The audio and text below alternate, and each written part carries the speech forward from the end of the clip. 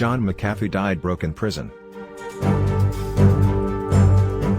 Just before the antivirus tycoon John McAfee was found dead in Spain, he told the public from prison that U.S. federal authorities seized all of his assets and he had nothing.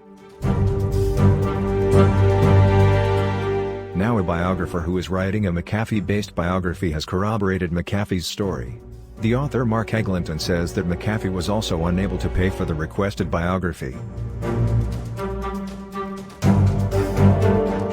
In 1987, John McAfee wrote the first commercial-grade antivirus software, and by 1994 he sold his stake in the company and resigned.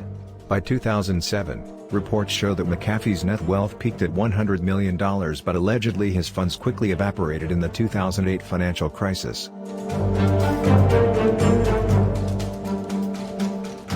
McAfee's antivirus firm called McAfee was bought out by Intel in 2010 for $7.6 billion. After Intel changed the name of the company to Intel Security, McAfee made a statement that he was freed from this terrible association with the worst software on the planet. In 2016, Intel rebranded again and reverted the name back to McAfee. McAfee started close to 10 companies after leaving the antivirus software firm, and he resided in Belize for a number of years. In 2013, McAfee came back to the US, when it was discovered he was being questioned for murder by the authorities in Belize.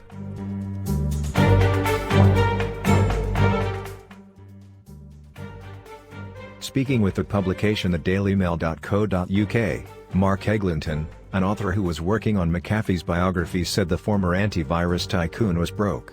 The author's book is called No Domain, The John McAfee Tapes, and it contains a large quantity of interviews with McAfee.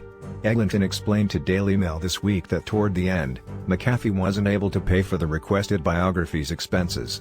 "I don't doubt that if he could have helped he would have," Eglinton insisted. McAfee told him at the time, "I can't do it, my financial situation is worse than yours."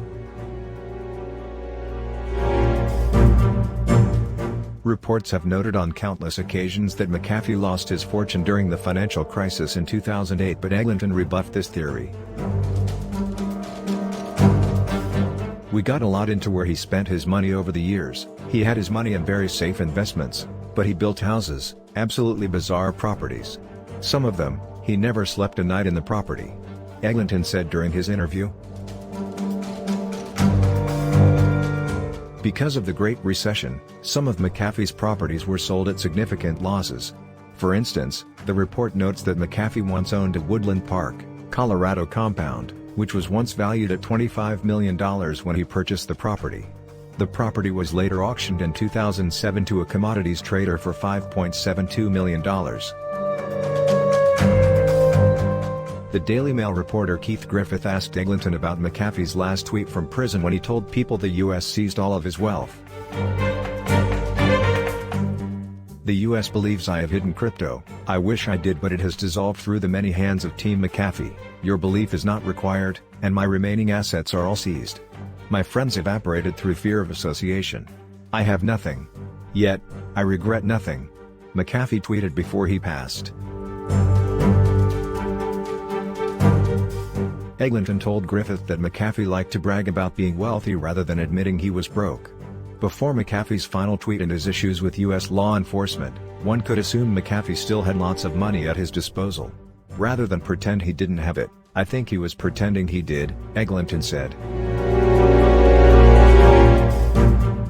The biographer further noted that the book will showcase a side of McAfee people haven't really seen. "What will surprise people about this book is the deep philosophy of John McAfee," Eglinton's interview concluded. What do you think about the biographer that says John McAfee was broke when he died? Write your comment below.